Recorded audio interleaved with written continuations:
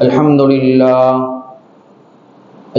لله نحمده ونستعينه ونستغفره ونؤمن به ونتوكل عليه ونعوذ بالله من شرور أنفسنا ومن سيئات أعمالنا من يهد الله فلا مضل له ومن يضلله فلا هادي له ونشهد أن لا إله إلا الله ونشهد أن سيدنا ونبينا مولانا محمدا عبد الله ورسوله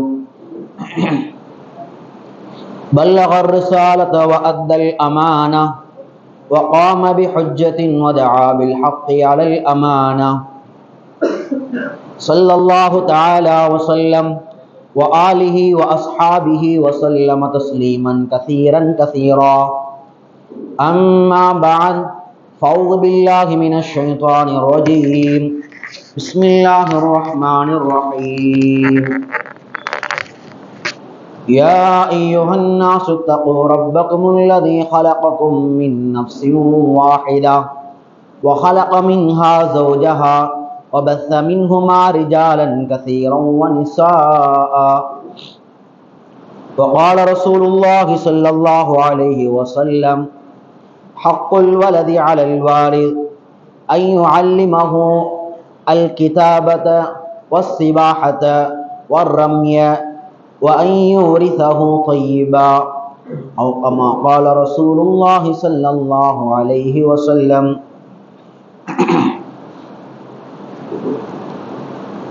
கண்ணியத்திற்குரித்தான அல்லாஹ்வின் நல்லடியார்களே, தாய்மார்களே, சகோதரிகளே, அல்லாஹ் சுப்ஹானஹு வ தஆலா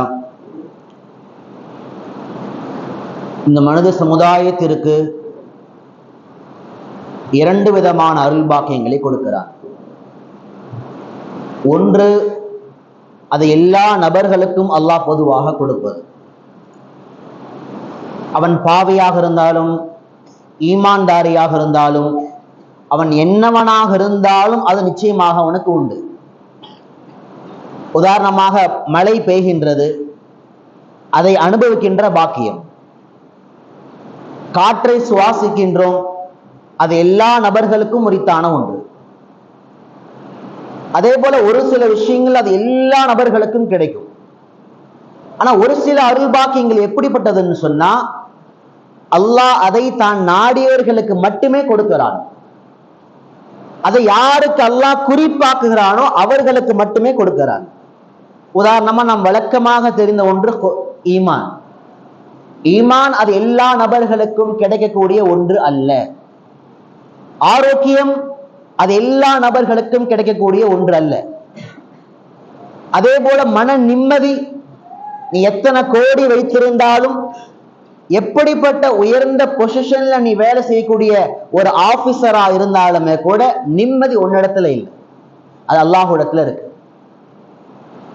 அப்ப அது மாதிரி ஒரு சில விஷயங்களை அல்லாஹ் எல்லா நபர்களுக்கும் கொடுக்கிறது கிடையாது.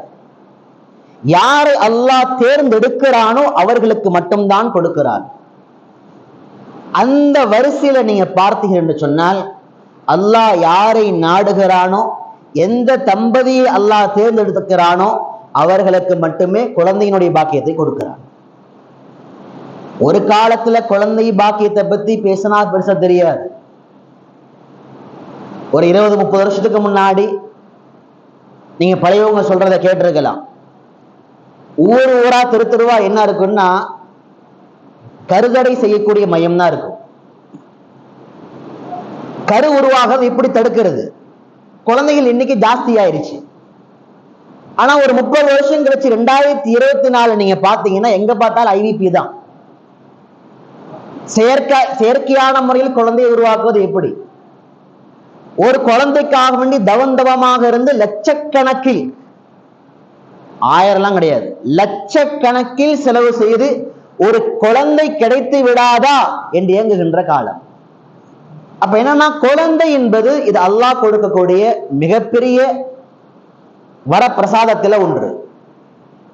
நாம் வாழ்ந்துவிட்டு மரணிக்கின்ற பொழுது நாம் யார் என்ற அடையாளத்தை சொல்லக்கூடிய ஒரு விஷயம் என்னன்னா அது வாரிசுகள் தான், குழந்தைங்க தான். குழந்தைங்க இல்லாதவங்க வாழ்க்கை அது அவங்க மௌத்தாகவும் முடிஞ்சு போயிடும். அதற்கு பின்னால் அவர்களுடைய பெயரை சொல்வதற்கு கூட ஆள் இருக்காது. அவர்களுக்காக மன்னிப்பு தேட, அவர்களுக்காக துஆ செய்ய, அவர்களுக்காக நன்மைகளை எத்தி வைப்பதற்கு கூட வாரிசுகள் இருக்காது. அப்ப குழந்தை என்பது அல்லாஹ் தரக்கூடிய பொக்கிஷம்.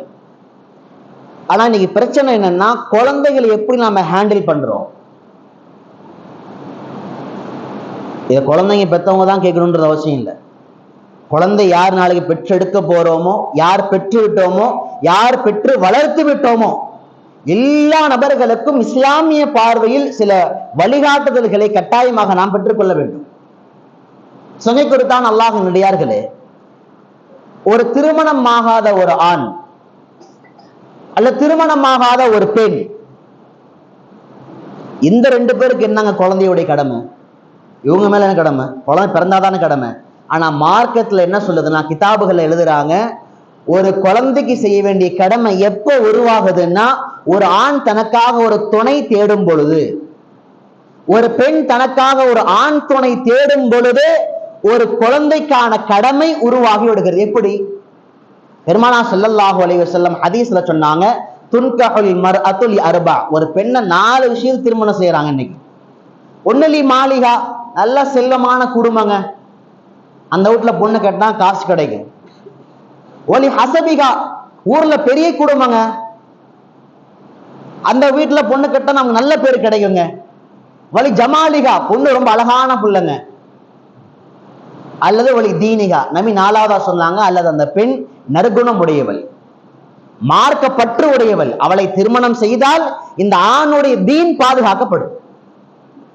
இந்த 4ல ஒண்ணு திருமணம் செய்ய போறான். மார்க் என்ன சொல்லுதுன்னா, ஒரு ஆண்மகனா இருந்தா நாளை உன் மூலமாக உருவாகக்கூடிய குழந்தையை வளர்ப்பதற்கு, அவளை நல்ல முறையில் தர்பியத் செய்வதற்கு இந்த பெண் தகுதியானவளா என்று பார்த்து திருமணம் செய். ஒரு ஆணை தேர்ந்தெடுக்கின்ற பொழுது என் வயிற்றிலே உருவாகக்கூடிய ஒரு குழந்தை எதிர்காலத்திலே அந்த குழந்தை உருவாகி நல்ல முறையிலே ஒரு ஒழுக்கத்தை அடைவதற்கு இந்த ஆண் தகுதியானவனா என்று ஒரு பெண் பார்க்க வேண்டும். நாம் இந்த விஷயத்துல இன்னைக்கு பார்க்கிறோமான்னு தெரியல. ஏன்னா யார பொண்ணு போய் பார்த்துட்டு வரவங்கள்ட்ட கேட்டாலுமே, பொண்ணு பார்த்தீங்களா என்னங்க சொன்னாங்க அப்படின்னா, பொண்ணுக்கு என்னங்க குவாலிஃபிகேஷன், நல்லா படிச்சிருக்குதுங்க, மாஷா அல்லாஹ், டிகிரி படிச்சிருக்குதுங்க. சரி, மாப்பிள்ளை பார்த்துட்டு வந்தீங்களேங்க, என்னங்க மாப்பிள்ளை குவாலிஃபிகேஷன், நல்லா படிச்சிருக்காருங்க, ஃபாரின்ல சம்பாதிக்கிறாருங்க, இதை விட என்னங்க வேணும்?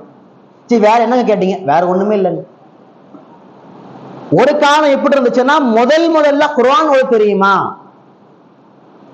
நல்ல ஒழுக்கமுள்ள மகனா, நல்ல ஒழுக்கமுள்ள மணமகளா என்று கேட்கப்பட்ட காலங்கள்லாம் போய் இன்னைக்கு அதை பத்தி கேள்வியே இல்லை. உலகத்துக்கு என்ன கிடைக்கும், உலகம் சார்ந்து என்ன உருவாக்க முடியுங்க கேள்வியாக இருக்குது.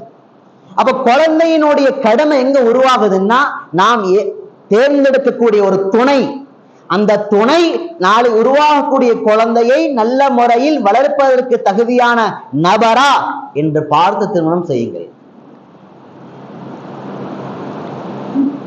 அடுத்து மிக முக்கியமான குழந்தை சார்ந்த கடமை என்ன தெரியுமா? இன்னைக்கு எல்லா பெரியவங்களுமே இதை முக்கியமா தெரிஞ்சுக்கணும். ஏன்னா ஒவ்வொரு குடும்பத்தையும் வழிநடத்தக்கூடிய பெருமக்கள், உங்கள் பிள்ளைகளுக்கு நீங்கள் சொல்லித்தர வேண்டும். பெருமானார் ஸல்லல்லாஹு அலைஹி வஸல்லம் நபியுடைய பேரை கேட்ட ஸலவாத் சொல்றது வாஜிப். ஸல்லல்லாஹு அலைஹி வஸல்லம். ஒரு குழந்தையினுடைய மிக முக்கியமான கடமை என்னன்னா, பிறந்த உடனே அந்த குழந்தைக்கு அழகான பேரை வைப்பது. பெருமானார் ஸல்லல்லாஹு அலைஹி வஸல்லம் ஹதீஸ்ல சொன்னாங்க, ஐ யுஹ்ஸின இஸ்மஹு, பேரை வைக்கும் போது அழகான பேரை வைங்க.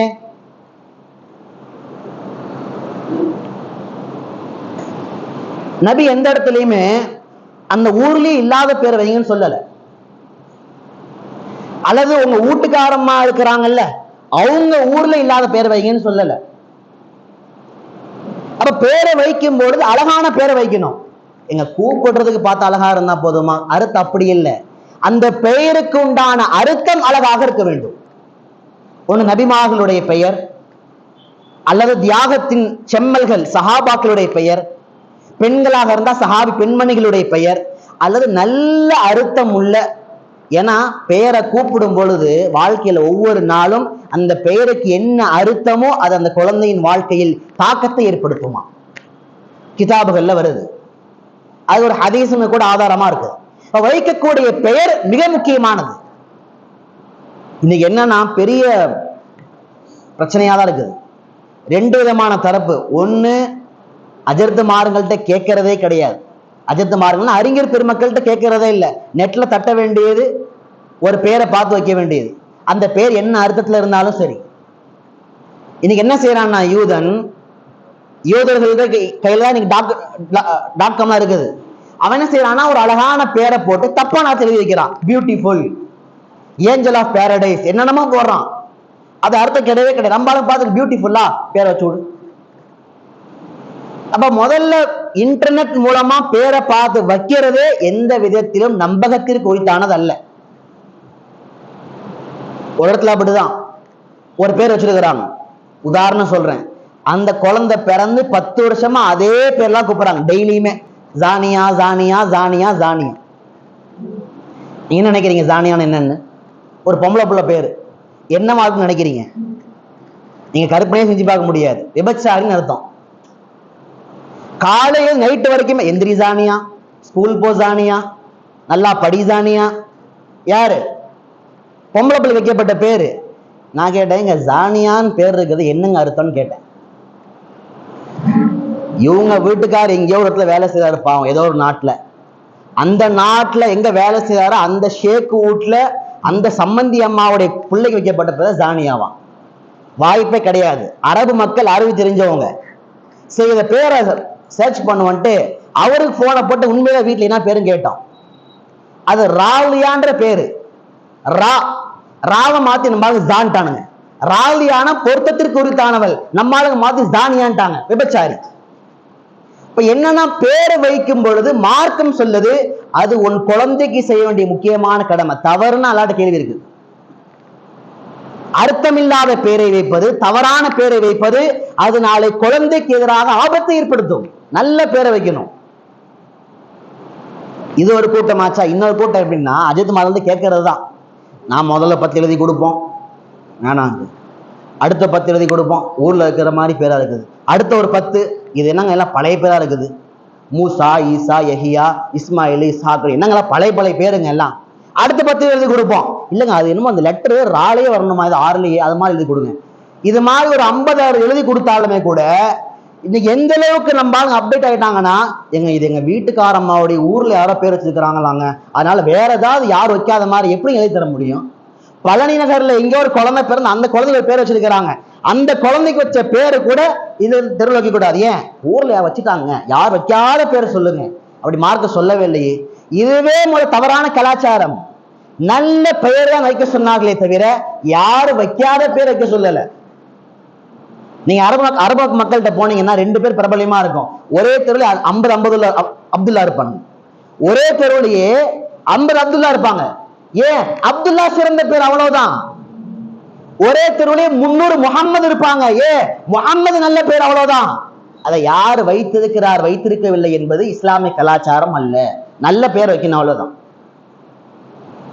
இது குழந்தைக்கு செய்ய வேண்டிய மிக மிக முக்கியமான கடமையில ஒண்ணு. சரியா பேர் வைக்கலன்னா அல்லாஹ் பாதுகாக்கணும், நாளைக்கு பதில் சொல்லணும். சரி, இந்த பிரச்சனைலாம் இருக்குது என்ன செஞ்சோம்னா ஒரு PDF ரெடி பண்ணோம். ஆண்களுக்கு ஒரு 300 பேர், பெண்களுக்கு ஒரு 300 பேர்.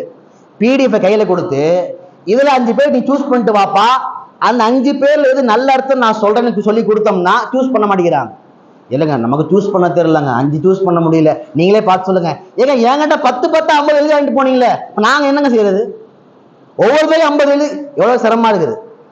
PDF கொடுத்தலாம 5 சூஸ் பண்ண முடியல. சகித்துத்தான் அல்லாஹ் முடியார்கள். எனவே பெயர் விஷயத்துல ஏற்றம் இருக்கக்கூடாது, இறக்கம் இருக்கக்கூடாது. இறக்கம் என்ன? எங்கேயோ யாரோ சொன்னாங்க வைக்கக்கூடாது. 2வது, ஒரு பேர் விஷயத்தை ரொம்ப குழம்ப கூடாது. ஒருத்தர் வந்து கேட்டாரு, எங்க பேர் சொல்லுங்க, வீட்டுல மாசமா இருக்கிறாங்க, பேர் வைக்கணும். எத்தனை மாசங்க? 4 மாசங்க ஸ்டார்ட் ஆயிடுச்சு, பேர் வைக்கணும். அது ஏங்க இன்னும் 6 மாசம் இருக்குது, இப்போ வாங்க பேர் சூஸ் பண்ணுவீங்க. இல்லைங்க அதுல என்னன்னா இப்ப குழந்தை பிறந்துருச்சு, குழந்தை பிறந்து 10 நாளாய் பேர் வைக்கல. 6 மாசத்துக்கு முன்னாடி பேர் சூஸ் பண்றேன்னு போய் 8 மாசமாயி பேர் வைக்கல. அப்ப ஒரு இஸ்லாம் ஒரு செயலை எப்படி சொல்கின்றதோ நாம என்ன செய்யறோம்னா அதை அப்படியே டிஃபிகல்ட்டா மாத்திடுறோம். திருமணம் ஈஸி, நாம என்ன பண்றோம்? திருமணம், எத்தனை விருந்து, சீரியல் லைட் போடணும், வீடியோ எடுக்கணும், ஆடியோ எடுக்கணும், சம்மந்த ஊத்தணும், மஞ்சள் தண்ணி ஊத்தணும், மாங்காய் தடவணும், வாழைமரம் நட்டு வைக்கணும். அப்பா எத்தனை ப்ராசஸ்.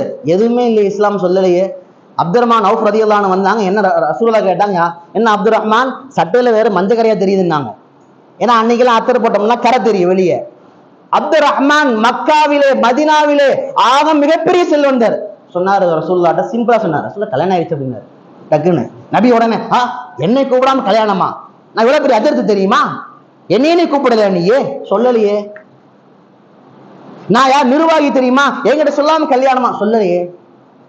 நான் எத்தனை வருஷமா அவன்கிட்ட பழகிறேன், என்கிட்ட சொல்லவே இல்லை. பெருமானா அப்படியா? அல்ஹம்துலில்லாஹ் பாரக்கல்லாஹ் அவுலின் பிஷாத்தின் அவுலி மலோ பிஷாத்தின், ஒரு ஆட்டை கொடுத்து வலிமா பண்ணிருப்பான். சிம்பிளாக்கிட்டாங்க. நாம பேரை எங்க பேர் வைக்கிறது இல்லைங்க, குழந்தைக்கு கொலுசு போடுறது பிரச்சனை. நினைக்கலாம் குழந்தைக்கு வெள்ளி கொலுசு போடுறதா, பித்தாளை கொலுசு போடுறதா, எத்தனை நாள் கொலுசு போடுற சண்டை ஓடுது வீட்டுல. ஒவ்வொரு சின்ன காரியங்களையும் இஸ்லாத்தினுடைய அறிவு இல்லாததால் எல்லாம் டிஃபிகல்ட்டா மாறுது. இப்ப நபி சொன்னாங்க, அழகான பேரை வைப்பா, நல்ல பேரை வை. குழந்தைக்கு செய்ய வேண்டிய 2வது கடமை. குழந்தைக்கு செய்ய வேண்டிய 3வது கடமை என்ன தெரியுமா? பெருமாள் அதே ஹதீஸ்ல அடுத்து சொன்னாங்க, குழந்தை பிறந்துருச்சா தாயும் தந்தையும் ஒரு விஷயத்தில் கவனமாக இருங்கள். அந்த குழந்தைக்கு, அந்த ஆண் குழந்தைக்கு அல்லது அந்த பெண் குழந்தைக்கு நல்ல ஒழுக்கத்தை கற்பிப்பதில் கவனமாக இருங்கள். நாங்க அஜயத்துல கொண்டு போய் விட்டோம், அஜயத்து சரியா உருவாக்கி விடல. அஜர் கொண்டு போய் விட்டோம், குழந்தை சரியா உருவாகல அப்படிங்க சொல்லவே முடியாது. அல்லாட்ட போயிட்டு இன்னைக்கு எல்லா பாரத்துக்கு அது மேல போட்டு விட்டுறது தப்பு இல்ல. எக்ஸ்பெக்டேஷன் பண்ணலாம். ஸ்கூலுக்கு போனா பையன் படிக்கல, ஆசிரியர் எக்ஸ்பெக்டேஷன் பண்ணலாம், கேள்வி கேட்கலாம், மக்தப் மதரசால அது கேள்வி கேட்கலாம். ஆனால் அந்த குழந்தைக்கு முதல் ஆசிரியை அந்த தாய் தான். அந்த குழந்தைக்கான முதல் வாதியார் தந்தை தான். நல்ல ஒழுக்கங்களை கற்பிப்பது. சங்கை குருத்தான் அல்லாஹ்வின் நடிகார்களே, எப்படிப்பட்ட பலகீனமான குழந்தையும் பலமாக்கக்கூடிய பவர் ஒரு தாயிடத்தில் இருக்கின்றது. எப்படிப்பட்ட திறமையான குழந்தையும் பலகீனமாக மாற்றக்கூடிய அதே திறமை ஒரு தாயிடத்தில் இருக்கின்றது. அதனால சொல்லுவாங்க, குழந்தையினுடைய முதல் மதரசா தாயினுடைய மடி. அந்த தாய் பாலூட்டுகின்ற பொழுது உது செய்து அந்த குழந்தைக்கு பாலூட்டுகின்ற பொழுது என்ன வார்த்தை சொல்லுகிறாளோ அது குழந்தையின் வாழ்க்கையாக மாறும். ஒரு தாய் மாதமாக இருக்கின்ற பொழுது, கர்ப்பமாக இருக்கின்ற பொழுது அவள் எதை செய்கிறாளோ அது குழந்தையின் வாழ்க்கையாக மாறும். எதை பார்க்கிறாளோ அது குழந்தையின் சிந்தனையாக மாறும். என்ன பார்க்கிறோம், என்ன படிக்கிறோம், என்ன பேச வைக்கிறோம். இன்னைக்கு டாக்டர் சொல்றான், மாசமா இருக்கும் போது அவன் சொல்லித்தரான். இன்னைக்கு கவுன்சிலிங் கிளாஸ்ல நல்லா ஹிந்து நாடுதெல்லாம் வாங்கி கொடுத்து, நான் இந்த ஹிந்து பேப்பர் இருக்குல்ல அதை படிக்க வைங்க, இல்ல இங்கிலீஷ்ல ரெக்கார்டு போட்டு அந்த அம்மாவை கேட்க வைங்க. ஏங்க கேட்கணும்? ஏன்னா குழந்தை உள்ள கேட்டுக்கிட்டு இருக்குது, குழந்தை உள்ள ஃபீல் பண்ணிட்டு இருக்குது. அப்ப என்ன செய்யணும்? அந்த 9 மாதம் அந்த குழந்தையை நீங்கள் எப்படி உருவாக்க நினைக்கிறீர்களோ அதை தரணும். மாசம் ஆன வரைக்கும் தொழுகிறது அந்த அம்மா. மாசமான பின்னாடி வெறும் செல்போன் டிவி மட்டும்தான். படமா பார்த்து பார்த்து குழந்தை பிறகு 2 வயசுலயே பாட்டு பாடுது. ஆளுமா டோலுமான்னு பாட்டு பாடுது 2 வயசுலயே. ஏன் பொய்க்கெல்லாம் கிடையாது, ரீல்ஸ் இருக்குது 2 வயசுலயே. இதை நான் பொய் சொல்ல நினைச்சுக்காதீங்க. அதே 2.5 வயதில் அம்மா ஜூஸை மரணம் செய்த பிள்ளைகளும் இருக்கிறார்கள். அது எங்க உருவாச்சு? 2.5 வயசுல உருவாலங்க, 3.5 வயசு உள்ள ஒரு சேர்த்துக்குங்கள. அப்போ ஒரு தாய் தந்தை மாதமாக இருக்கின்ற அந்த பெண்மணி அந்த நேரத்துல சண்டை கூட போடக்கூடாதுங்கிறாங்க. ஏன்னா அதுவும் தாக்கத்தை ஏற்படுத்துமா. அப்ப ஒரு பெண், ஒரு குழந்தைக்கான முதல் ஒழுக்கத்தினுடைய மதரசா ஒரு தாய் தந்தை தான். சொல்றது வருத்தமா நினைக்க கூடாது. இன்னைக்கு எங்க தந்தைமா கூட இருக்கிறாங்க. இந்த ஸ்ட்ரக்சரை பேசினா நம்ம ஒரு தீவிரவாதி ஆயிரும், அது வேற விஷயம். ஆனாலும் சொல்லிதான் நாங்க முடியும். திருமணமாய் 2 மாசத்துல 1 மாசத்துல ஃபாரின் போயிட்டாரு, சரி. அடுத்து மாசமா இருக்கும்போது வந்தாரு, 1 மாசம் தான் ஃபாரின் போயிட்டாரு, சரி. திரும்ப குழந்தை பிறந்து 1 வருஷம் கழிச்சு வந்தாரு, 1 மாசம் இருந்தாரு, போயிட்டாரு, சரி. நான் கேட்கக்கூடிய கேள்வி என்னன்னா, திருமணமாய் அந்த நாட்களிலும் உடனில்லை, மாதமாக இருக்கின்ற காலத்திலும் உடனில்லை, குழந்தை பிறந்த காலத்திலும் உடனில்லை. குழந்தையை தர்பியத் செய்ய வேண்டிய ஒழுக்கத்தை எதிர்பார்த்திருக்கக்கூடிய குழந்தைக்கு அந்த தந்தையால் எந்த பயனும் கிடைக்கவில்லை. நீங்க இந்த சைக்காலஜியை புரிஞ்சுக்கணும். இந்த மனோ உளவியலை புரிஞ்சுக்கணும். சிறுபிராயத்தில் அந்த குழந்தையோடு யார் தொடர்பில் இருந்தார்களோ, யார் எதை கொடுத்தார்களோ, அதுதான் அந்த குழந்தையினுடைய எதிர்காலமாக மாறுகிறது. அப்போ ஒரு பெண்ணை விட தந்தை தான் ஒழுக்கத்தை கொடுப்பதில் முதல் கடமை. பெருமானார் ஸல்லல்லாஹு அலைஹி ஹதீஸ்ல சொல்றாங்க பாருங்க, அர்-ரஜுலு மஸ்ஊலுன் அலா அஹ்லி பைத்திஹி. பெரிய ஹதீஸ். நாளைக்கு யார் யாரா அல்லாஹ்ட்ட பதில் சொல்லணும் ஒரு ஹதீஸ் வரும்போது பெருமானார் சொல்லக்கூடிய வார்த்தை, ஒரு தந்தை, ஒரு ஆண்மகன் தன் குடும்பத்தாரினுடைய மனைவி பிள்ளைகள் விஷயத்தில் பதில் சொல்லியாக வேண்டும். அல்லாஹ் தாயை கேட்கவே மாட்டான். நாம் என்ன நினைக்கிறோம்னா, புள்ள சரியில்லைன்னா அம்மா சரியா வளர்க்கல, புள்ள சரியா இருந்தா அம்மா சரியா வளர்த்துட்டாங்க. அல்ல, ஒரு பிள்ளையை சரியான பாதையில் உலக கல்வி மார்க்க கல்வியிலே வழிகாட்டக்கூடிய பொறுப்பு ஒரு தந்தைக்கு தான் இருக்கின்றது. பெருமானார் ஸல்லல்லாஹு அலைஹி வஸல்லம் குழந்தைங்களை எப்படி ட்ரீட் பண்ணாங்க தெரியுமா? நாம என்ன சொல்றோம் இன்னைக்கு? நீங்க நம்மள உதாரணமா எடுத்துங்களேன். நம்மள்ட்ட உள்ள வார்த்தை என்னன்னா, எங்க சின்ன குழந்தைங்க அதுகிட்ட போய் தொழுகு, ஓது, ஒழுக்குமாறு, தொப்பி போடு, பிஸ்மில்லா சொல்லி சாப்பிடு, இதெல்லாம் சொல்லலாமாங்க? அப்படியா? நம்மளும் சொல்றது இல்ல. அப்படி யாரா சொன்னாலும் கம்முன்றுங்க. எப்படி ட்ரெஸ் போட்டா என்ன, எப்படி உட்கார்ந்தா என்ன, எப்படி நின்றா என்ன, எப்படி பேசினா என்ன, குழந்தை தானங்க. எத்தனை வயசு குழந்தை? 18 வயசு குழந்தை. இன்று பெண்களை கற்பழிக்கக்கூடிய லிஸ்ட் எடுத்து பார்த்தா, அந்த எதிர்க்கக்கூடிய அந்த ஆண் காம வெறியினுடைய வயசு எடுத்து பார்த்தா 50% யாருன்னா 17 வயசு, 18 வயசு, 19 வயசு. ஆனா நமக்கு இன்னும் அவங்க எல்லாம் குழந்தை, இன்னும் குழந்தை. பெருமானாருடைய அவங்க லைஃப் ஸ்ட்ரக்சரை பாருங்க. பெருமானார் சொல்லி கொடுத்த வாழ்க்கை எப்படி தெரியுமா? சின்ன குழந்தைங்கள்ட்ட கூட ஈமான் தௌஹீத சொல்லுவாங்க, அல்லாஹ் யார் சொல்லுவாங்க. நம்ம சொல்றோமா இன்னைக்கு? நடிகர்களை பத்தி பேசுறோம் வீட்டுல, மத்த எல்லா விஷயம் பேசுறோம், அல்லாஹ் பத்தி பேசுறோமா குழந்தைகிட்ட? பெருமானார் பேசியிருக்கிறாங்க. இப்னு அப்பாஸ் சொல்றாங்க, நான் சிறுபிராயத்துல சின்ன குழந்தையா இருந்தப்ப நபி கூப்பிடுவாங்க, யா குலாம், ஓ ஸ்வீட் பேபி, பக்கத்துல வாங்க. கூப்பிடுற வார்த்தை எப்படி? Sweet baby, cute baby. நீ கூப்பிடும் போதே சனியனே, நான் இங்க வா, தருதல இங்க வா. ஏங்க உண்மையிலேயே நான் நடக்கிற சொல்றேன், நான் ஏதோ எக்ஸ்ட்ரா பயானுக்கா சொல்லி நினைக்காதீங்க. இன்னைக்கு பிள்ளைகளை பெற்ற தந்தை தாயினுடைய வாயில வரக்கூடிய வார்த்தை என்ன தெரியுமா? உருப்படாதவன் என்ன சொல்லிக்க, வாடா நீ என்ன கூப்பிடும் அப்படி. பெருமானார் வாழ்க்கையில அத்தனை குழந்தைகளின் அழைத்த 2 வார்த்தை, யா புனை யா குலாம். ஒவ்வொரு தாய் தந்தை எப்படிப்பா அவன் பிள்ளை கூப்பிடணும் சொல்லி கொடுத்தாங்க. யா குலாம் என்ன அர்த்தம்? ஓ அருமை குழந்தாய், ஸ்வீட் பேபி, பக்கத்துல வாக்கண்ணு. அந்த வார்த்தையிலேயே பாதி மடிஞ்சு போயிருவாங்க. நீ என்ன சொல்ல போறீங்கன்ட்டு. எப்படி கூப்பிடுறாங்க பாரு. கண்ணே பொண்ணே மாமணி எல்லாம் நீ 5 வயசு வரைக்கும் தான். தவசரப்பட்டு ஸ்கூல் போக ஆரம்பிச்சானா கண்ணே பொண்ணு எல்லாம் கிடையாது. இன்னும் கொஞ்சம் தோல் வளர்த்துட்டானா அவன் பேர் கிடையாது. டே இங்க வா, ஏ இங்க வா, ஏ போ அங்க போ, தம்பி இங்க வா. ஏன் 25 வயதானாலும், ஏன் உங்கள் பிள்ளைகளுக்கே பிள்ளை பிறந்தாலும் உங்கள் பிள்ளைகளை கண்ணே பொணியே மாமணி என்று அழையுங்கள். ஏன்னா நபி சொன்ன 2 வார்த்தை, யா குலாம் யா புனை. யா புனையன் என்ன? செல்ல குழந்தாய், பக்கத்துல வாக்கண்ணு. ரொம்ப செல்லமா பேசணும். பார்க்கும்போது சில குழந்தைங்களுக்கு பயமுறுத்துற மாதிரி இருக்கும். கூப்பிடும் போது பள்ளியாசலை போய் குழந்தைங்க விளையாண்டுகிட்டு இருக்கும். ஏங்க பள்ளியாசல குழந்தை கூட்டு வந்து விளையாட தப்பு தான், நானும் அங்கீகரிக்கிறேன், இல்லைன்னு சொல்லல. ஆனா அது சொல்ற விதம் இருக்குல்ல, பள்ளியாசல என்னது மார்க் அப்படியே சொல்லி கொடுத்துருக்கு, அது தொடாது, வெளியே போ, ஒழுக்காது. தவறு. குழந்தைகளை என் குழந்தையாக இருந்தாலும் அடுத்தவர் வீட்டு குழந்தையாக இருந்தாலும் குழந்தையை கண்ணியமாக செல்லமாக அன்பாக அழைக்க வேண்டும். பெருமானார் சொல்லி தராங்க. இப்னு அப்பாஸ் கூப்பிட்டு சொன்னாங்க, சின்ன குழந்தைங்க கூப்பிட்டு சொல்றாங்க, யா குலாம் இன்னி அல்லிமுக பி கலிமாத், நான் உனக்கு சின்ன வார்த்தையை சொல்லித்தரேன், நானு நல்லா ஞாபகம் வச்சுக்கோ கண்ணு. முதல்ல சொன்னாங்க, இஹ்ஃபதில்லாஹ், அல்லாஹுவை நீ பாதுகாத்துக்கொள், அல்லாஹுடைய கட்டளை பாதுகாத்துக்கொள், உன்னை படைத்த ரப்பை பாதுகாத்துக்கொள். அடுத்து சொன்னாங்க, நீ இப்படி சரியா இருந்தன்னா யஹ்ஃபதுக, அவன் உன்னை எல்லா தருணத்திலையும் பாதுகாப்பான். நீ குழந்தையா இருந்தா பாதுகாப்பான், வாலிபனா இருந்தா பாதுகாப்பான், வயோதிகனாகிட்ட பாதுகாப்பான், யாரும் இல்ல பாதுகாப்பான். நீ கோடி ரூபாய் பங்களா உட்கார்ந்து இருக்கிற அப்பவும் பாதுகாப்பான், நடு ரோட்ல நிக்கிற அப்ப உன்னை பாதுகாப்பான். எப்ப நீ அவனை பாதுகாத்தால். எங்க சின்ன குழந்தை சொல்லித்தர வார்த்தையா இது? சொல்லி தந்தாங்க. ஏன்?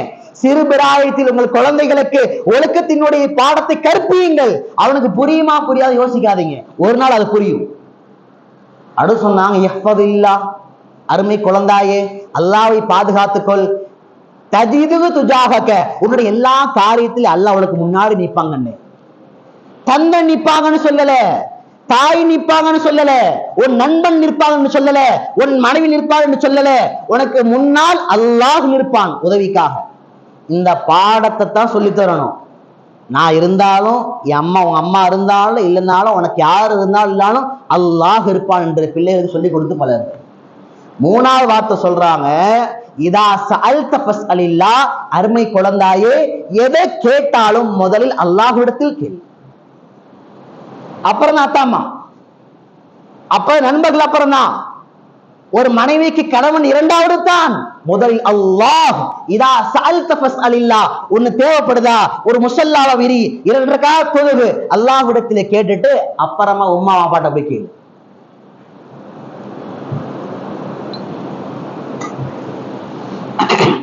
நாலாவது வார்த்தை சொன்னாங்க, வைதா இஸ்தஅன்த ஃபஸ்தஇன் பில்லாஹ், உனக்கு உதவி தேவைப்படுதுன்னா முதல்ல அல்லாஹ்வை கூப்பிடுங்க. பெருமானார் குழந்தைகிட்ட பேசுற வார்த்தைங்க. இஸ்தஅன்த, உதவி தேவைப்பட்டால் ஃபஸ்தஇன் பில்லாஹ், முதல்ல அல்லாஹ்வை கூப்பிடு. வியாபாரத்தில் பிரச்சனையா, குடும்பத்தில் பிரச்சனையா, உன் படிப்பில் பிரச்சனையா, உன் கல்லூரியில் பிரச்சனையா, எந்த பிரச்சனைனாலும் யா அல்லாஹ் உதவி செய்ய அல்லாஹ். உன்னை விட்டால் ஒமா அன்த மின் வலியின் வலா நசீர், உன்னை தாண்டி எந்த வலியும் இல்லை, நசீரும் இல்லை, பொறுப்பாளனும் இல்லை, உதவியாளனும் இல்லை. அப்ப குழந்தைங்கள்ட்ட கூட ஒழுக்கங்களை கற்பிக்கணும். அனஸ் ரலியல்லாஹு அன்ஹு சின்ன குழந்தை, நபி ஸல்லல்லாஹு அலைஹி வஸல்லம் அவங்கள்ட்ட ரொம்ப நாள் பணியோட செஞ்சாங்க. அந்த அனஸ் ரலியல்லாஹு அன்ஹு குழந்தையா இருக்கும்போது பெருமானார் கூப்பிட்டு சொன்னாங்க, இதா தகல்த அலா பைத்திக், அனஸே அலா அஹ்லிக், வீட்டுக்குள்ள நுழைஞ்ச அப்படின்னா ஃபஸல்லிம், சலாம் சொல்லிட்டு போக்கண்ணு. சலாம் சொல்லுனாங்க, அஸ்ஸலாமு அலைக்கும் வரஹ்மத்துல்லாஹி வபரகாத்துஹு சொல்லிட்டு போனாங்க. சொல்லிட்டு சும்மா சொல்லல, ஒரு விஷயத்தை பெருமானார் செய் என்று மட்டும் சொல்லல, செஞ்சா என்ன கிடைக்கும்னு சொன்னாங்க. நாம இன்னைக்கு எப்படி குழந்தை ட்ரீட் பண்றோம்னா, தொழு போ, ஒழுங்கா ஸ்கூல் போ, ஒழுங்கா டியூஷன் போ, அங்க போ, இங்க வா, போவா போவா, செய்ய, உட்காரு, எந்திரி, அவ்வளவுதான். விலங்குகளை எப்படி சொல்லுவாங்கல்ல, உட்காரு, எந்திரி, நட. கட்டளை இடுவது பெரிய விஷயம் அல்ல, அதை செஞ்சா என்ன கிடைக்கும்னு குழந்தைக்கு சொல்லி தரணும். நீ ஸ்கூல் போய் படிச்சேன்னா உனக்கு நல்ல ஃபியூச்சர் உண்டுமாக்கணும். நீ இந்த ஹோம்ஒர்க் படிச்சேன்னா, இந்த நேரத்தை நீ மீன் பண்ணாம இருந்தா உன் வாழ்க்கை பின்னால பிரைட்டா இருக்கும்மா. நீ மார்க்க கல்வி கற்றுக்கொண்டால் நீ ஒழுக்கமுள்ள பிள்ளையாக நீ வருவாய். அப்ப உன்னை செய்ன்னு சொல்லும் போது செஞ்சா என்ன கிடைக்கும் சேர்த்து சொல்லணும். பெருமானார் சொன்னாங்க, ஃபஸல்லிம், அனஸே சலாம் சொல்லிட்டு வீட்டுக்குள்ள போ, ஏன்னா யகூன அலைக பரக்கத்தன் வஅலா அஹ்லி பைத்திக் சொன்னாங்க. நீ சலாம் சொல்லிட்டு போனா உனக்கும் பரக்கத்து உண்டாகுது, வீட்டில் உள்ள குடும்பத்தார்களுக்கும் பரக்கத் உண்டாகின்றது. சலாம் சொல்லிட்டு போனாலும் நீங்க தெரிஞ்சுக்குங்க, சலாம் சொல்லிட்டு உள்ள போனால 75% பிரச்சனையே முடிஞ்சு போச்சு. சில பேர் சொல்லுவாங்க, எங்க வீட்டுக்குள்ள போகவே பயமா இருக்குதுங்க. ஏங்க? பிரச்சனையா இருக்குதுங்க, போகாம இருந்தலாம்னு தோணுதுங்க. வீட்டுல போனா பொண்டாட்டி பிரச்சனை, பிள்ளைங்க பிரச்சனை, எக்கனாமிக்கல் பிரச்சனை ஏதாவது வருதுங்க. சிம்பிளான தீர்வு தெரிஞ்சுக்கோங்க. பெருமானார் சொன்னாங்க, சப்தமிட்டு சொல்லிவிட்டு சொல்லுங்கள், அஸ்ஸலாமு அலைக்கும் வரஹ்மத்துல்லாஹி வபரகாத்துஹு. அன்னைக்கு நாள் பாரு வீடு இருக்கும். ஏன் என்ன அர்த்தம்? உங்கள் அனைவரின் மீதும் அல்லாஹ்வுடைய சாந்தி உண்டாகட்டும். அவங்க திரும்ப சொல்றாங்க, வலைக்குமுஸ் ஸலாம் வரஹ்மத்துல்லாஹி வபரகாத்துஹு. முடிஞ்சு போச்சு. என்ன பிளான் பண்ணி சண்டை கட்டலான்னு இருந்தாங்களோ பாதி மறந்துடுவாங்க. வரட்டும், வந்தால் பேசுகிறேன் இருந்திருப்பாங்க, பாதி மறந்து போயிடும். நீங்களும் அப்படிதான். முன்னாடி எப்படி இருந்துச்சுன்னா அப்பப்ப உள்ள அப்ப முடிஞ்சு போயிடும். இப்ப அப்படி இல்லை. 24 hours, 7 நாள் கணக்கு, 1 மாச கணக்கு, ஜூலை மாச கணக்கு. வரட்டும், ஜூலை மாசம் என்னெல்லாம் பண்ண, நீ வீட்டுக்கு வா, உனக்கு அப்புறமா இருக்கு. அதனால பல ஆளுங்க வீட்டுக்கே போறது இல்லை. ஒருத்தர் கேட்டேன் நான், எங்க ஃபாரின்ல இருக்கீங்க, உங்களுக்கு போர் அடிச்சு போலையா வாழ்க்கை? நாங்க எல்லாரையும் சொல்லலை. அவர் சொன்னாரு, ஆனா போங்க ஹஜ்ரத், ஊருக்கு வந்தா 40 நாள் எப்ப போகணும் இருக்குதுன்னு. சிரிப்பதற்காக அல்ல, நாம் குடும்பத்திற்கு உள்ளே வருகின்ற கணவனை, ஒரு ஆணை எப்படி நாம் நடத்துகிறோம் என்பதற்கு அடையாளம். ஒரு வீட்டை விட்டு ஒரு ஆம்பளை வெளியே போறான்னா ஏங்கணுமா? மார்க்க சொல்லுது. சரி, வீட்டை விட்டு வெளியே போறோமே, கொண்டாட்டி பிள்ளைங்க சந்தோஷம் எல்லாம் மிஸ் பண்றோமே, ஒரு நாள் வந்துருவோமா இன்ஷா அல்லாஹ், அப்படி ஃபீலிங்கோட போனோம். எங்கேயாவது 3 நாள் ட்ரிப் போக மாட்டோமா? எங்கேயாவது டைம் கிடைக்காதா, சான்ஸ் கிடைக்காதா? 3 நாள் ஜமாத் நிறைய பேர் போறாங்க. இப்ப 40 நாள் ஜமாத்து கிளம்பிடு போலாம், பிரச்சனையே வேணாம் வீட்டுல. சங்கை கொடுத்தான் அல்லாஹ்வினடியார்களே. அனஸ் குழந்தை, அந்த குழந்தைக்கு பாடம் சொல்லி தராங்க.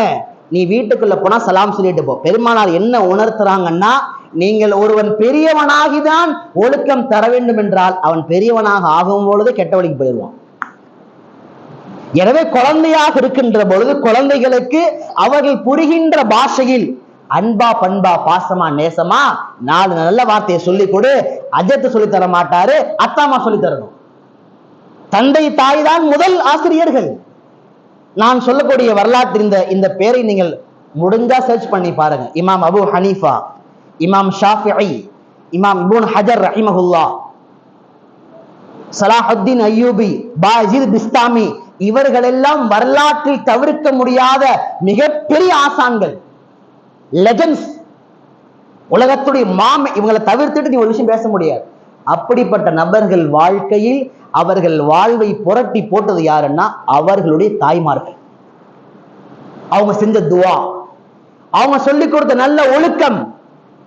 எனவே திருமணம் ஆகாத வாலிபர்கள் ஒன்று நன்றாக ஞாபகம் வைத்துக் கொள்ளுங்கள். நீங்கள் தேர்ந்தெடுக்கின்ற ஒரு பெண் உங்கள் குழந்தையை தர்பியத் செய்யக்கூடிய நல்ல ஒழுக்கம் உள்ள பெண்ணாக உருவாக்குகின்ற ஒரு பெண்ணை நீங்கள் தேர்ந்தெடுக்க வேண்டும். குழந்தைக்கு அடுத்து முக்கியமான விஷயம் என்னன்னா, பெருமானார் சொல்றாங்க ஹதீஸ்ல, சஹாபாக்களை கேட்டாங்க, யா ரசூலல்லாஹ், தாய் தந்தைக்கு என்ன பண்ணணும்னு தெரியுது, நிறைய சொல்லிட்டீங்க, குர்ஆன்லயும் வருது ஹதீஸ்லயும் வருது. ஒரு குழந்தையாக ஒரு மகனாக மகளாக இருப்பவள் தாய் தந்தைக்கு என்ன செய்யணும்னு சொன்னீங்கல்ல, அதே பெற்றோர் பிள்ளைக்கு என்ன கடமை செய்யணும்? கல்யாணம் ஆனா 100 பவுன் போடணும்,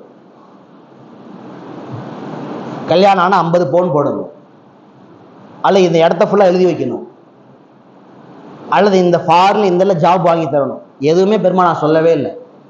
பெருமானார் செல்வத்தை சொல்லவே இல்லை. பெருமானார் சொன்ன வார்த்தையை பாருங்க. பெருமானார் சொன்னாங்க, ஹக்குல் வலதி அலல் வாலித் ஐ யுஅல்லிமஹு அல் கிதாபத. உன் பிள்ளைக்கு நல்லா எழுத தெரியுதான்னு பாரு பாப்பா, அதை கற்றுக் கொடுனாங்க. இவனுங்க சொல்லுவானுங்க இஸ்லாம் கல்விக்கு எதிரானது. ஏப்பா, முதல்ல குழந்தை செய்யற கடமையே கல்வின்னு சொல்லுது மார்க்கம். தமிழ் படிக்கிறானா, எழுத தெரியுமா? வீட்டுல நாங்க சிபிஎஸ்சி ஸ்கூல் சேர்த்து விட்டோங்க, அவங்க பாத்துக்குவாங்க. இல்ல, நீ செக் பண்ணு. சிபிஎஸ்சி ஸ்கூல் போறவனுக்கு தான் தமிழ் தெரிய மாட்டேங்குது. நீங்க யாரை கூப்பிட்டு கேட்டு பாரு. சிபிஎஸ்சியில படிக்கிறவனுக்கு தான் தமிழ் எழுதவும் தெரியல, படிக்கவும் தெரியல. அப்ப ஆங்கிலம் எழுத தெரியுதா, படிக்க தெரியுதா? நீங்க பரிசோதனை செய்யுங்கள். கிதாபத்தை, அவனுக்கு மொழி ஆற்றலை கற்றுக்கொடு. அதான் உயர்ந்த பண்பு. 2வது சொன்னாங்க, வசிபாகத, நீச்சல் அடிக்க பழகி கொடு. ஒரு தந்தையினுடைய பொறுப்பு. நபி சொல்றான், ஒரு ரம்மிய அம்பு எய்வதை சொல்லிக் கொடு. அந்த இது இருக்கணும், அந்த திறமை இருக்கணும். இன்னைக்கு சொல்லணும்னா இன்னைக்கு judo, boxing, taekwondo, defence, karate சொல்றோம்ல, இது மாதிரியான தற்காப்பு கலைகளை உங்கள் பிள்ளைகளுக்கு சொல்லிக் கொடுங்கள். கடமை. 4வதா சொன்னாங்க, அவன் நல்ல ஒழுக்கமுள்ள ஆண்மகனாக பெண் பிள்ளையாக உருவாகுவதற்கு மார்க்க கல்வியை கொடுங்கள். நீங்க உலகத்துல எங்க வேணாலும் தேடுங்க, ஒருத்த ஒழுக்கம் உள்ளவனா பெர்ஃபெக்டா இருக்கணும்ன்ற ஒரு சிலபஸ் லெசன் கொடுக்கக்கூடிய ஒரே கல்வி மார்க்க கல்வி மட்டும்தான். உலக கல்வியில மொத்தத்துல எப்படி ஏமாத்தலாம், எப்படி வட்டி கணக்கு போடலாம், எவனை எப்படி ஒழிச்சு விடலாம், எப்படி போனா என்ன கிடைக்கும், ஷார்ட்கட்ல போனா என்ன கிடைக்கும், எல்லாம் சொல்லி தருவாங்க.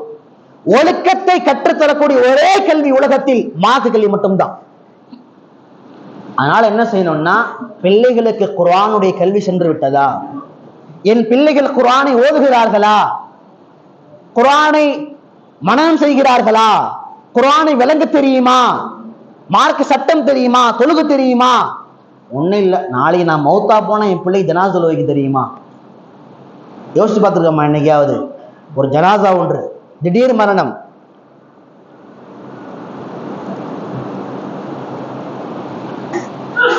தந்தை மௌத்தாயிட்டார், திடீர் மரணம், விபத்து ஏற்பட்டு மௌத்தாயிட்டார். மகன் நிக்கிறாரு, இன்னும் 2 மணி நேரத்துல ஜனாசா தொழுக. மகன் வந்து நிக்கிறாரு, சொல்ல ஜனாசா தொழுகை எப்படி தொழுகணும் சொல்லி கொடுங்க. ஒரு 4-5 தடவை சொல்லி கொடுத்துருப்போம், ஒரு 4-5 தடவை.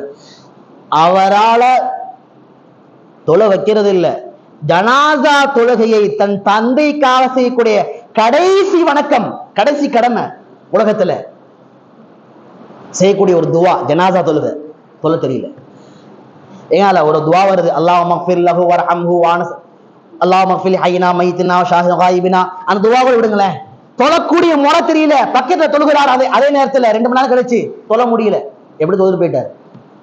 சகை குறித்தான் அல்லாஹ்வின் அடியார்களே, உங்கள் குழந்தைகளுக்கு அடிப்படை தீனை கொடுத்தீர்களா இல்லையா? பெருமானார் சொன்னாங்க, நீ கொடுக்கின்ற உயர்ந்த சொத்து அவனை கரெக்டா காலை மாலை மதரசாக்கு அனுப்பி வச்சு அந்த ஆண் குழந்தைகளை பெண் குழந்தைகளை மார்க்க கல்வி கற்ற பிள்ளைகளாக உருவாக்குங்க. இல்லைன்னா நாளைக்கு எல்லாரும் பதில் சொல்லணும். நாளைக்கு எல்லாம் சொத்தை கொடுத்தியா, சுகத்தை கொடுத்தியா, பவுனை போட்டியா இல்லையா, படிக்க வச்சியா இல்லையா, ட்ரெஸ் வாங்கி கொடுத்தியா இல்லையா, வாகனம் கொடுத்தியா இல்லையா, கேட்க மாட்டான். நல்ல ஒழுக்கத்தோடு நிறைந்த கல்வி கொடுத்தாயா இல்லையா, கண்டிப்பா அல்ல கேட்பான். சகை கொடுத்தான் அல்லாஹ்வின் அடியார்களே. எனவே உங்கள் குழந்தைகளை நல்ல ஒழுக்கம் உள்ள பிள்ளைகளாக உருவாக்குவதற்கு மார்க்க கல்வி கட்டாயமாக்குங்கள்.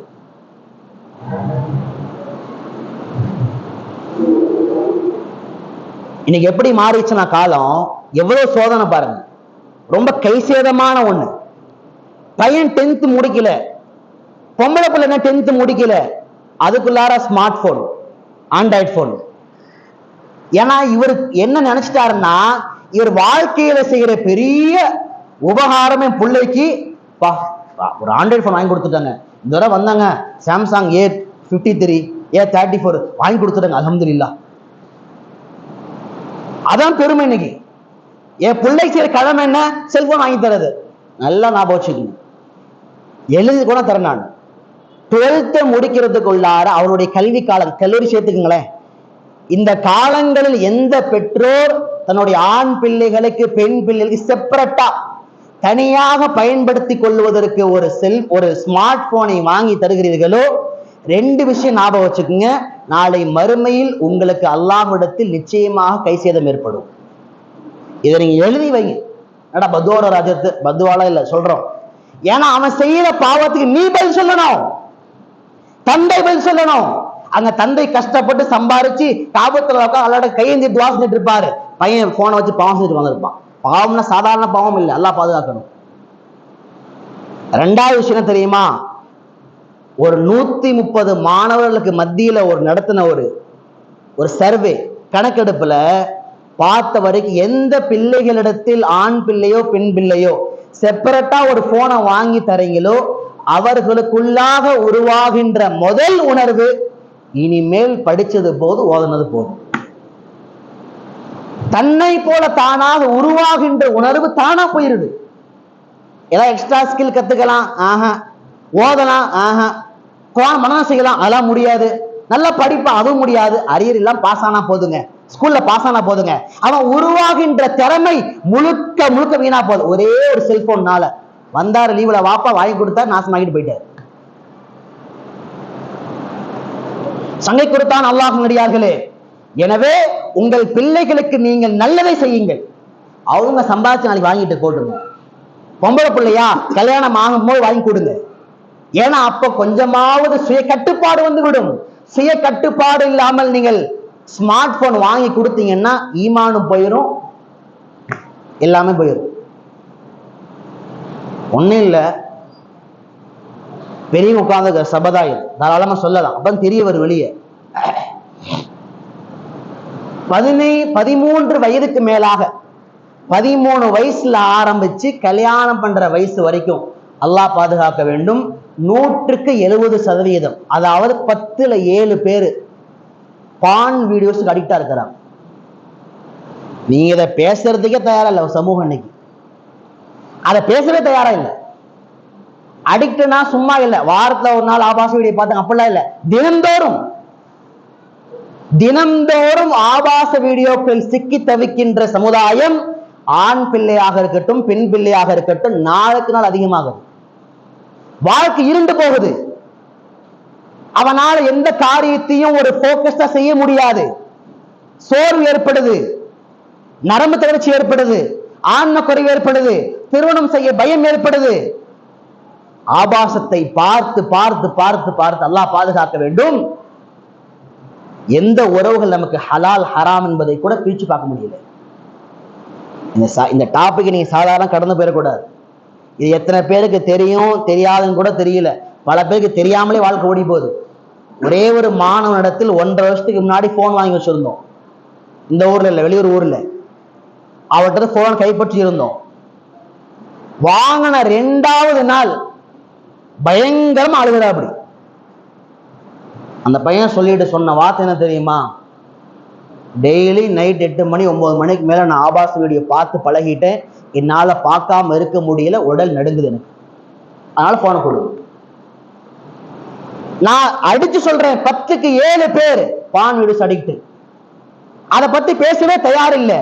ஒரு போன் வாங்கி தரோம், எதை பயன்படுத்தணும் எதை பயன்படுத்தக்கூடாது, எதை பயன்படுத்தினால் பயன், எதை பயன்படுத்தினால் ஆபத்து, உன் ஈமானை கரித்து விடும், மறுமையை நாசமாக்கி விடும், அல்லாஹ்வுடைய சாபத்தை கொண்டு விடும், உன் உலக வாழ்க்கை நாசமா போயிடும்.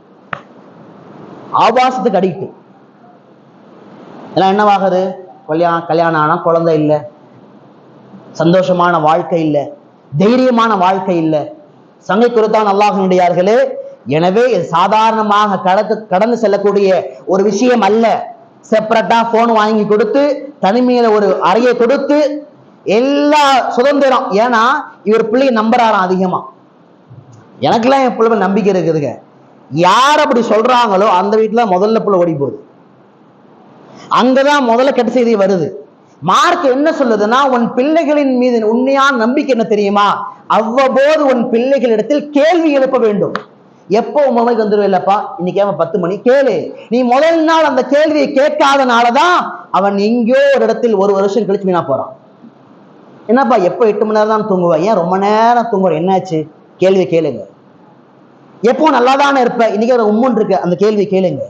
கேள்விகளை கேட்பது அது சந்தேகம் அல்ல, அதுதான் அவர்கள் மீது இருக்கின்ற உண்மையான நம்பிக்கையும் நன்மதிப்பும். சங்கை குறித்தான் அல்லாஹ் நல்லடியார்களே. எனவே நாம் செல்போன்களை வாங்கி கொடுத்து அவர்கள் வாழ்க்கை அளிப்பதை விட நல்ல கல்விகளையும் மார்க்க கல்வியும் கொடுத்து அவர்கள் வாழ்க்கையின் தரத்தை உயர்த்தி வையுங்கள். குழந்தைக்கு செய்ய வேண்டிய முக்கியமான இந்த கடமை என்ன தெரியுமா? நிறைய பேர் நீங்க மறந்துட்டோம். நிறைய பேரோட வாழ்க்கையில மறந்து போகுது.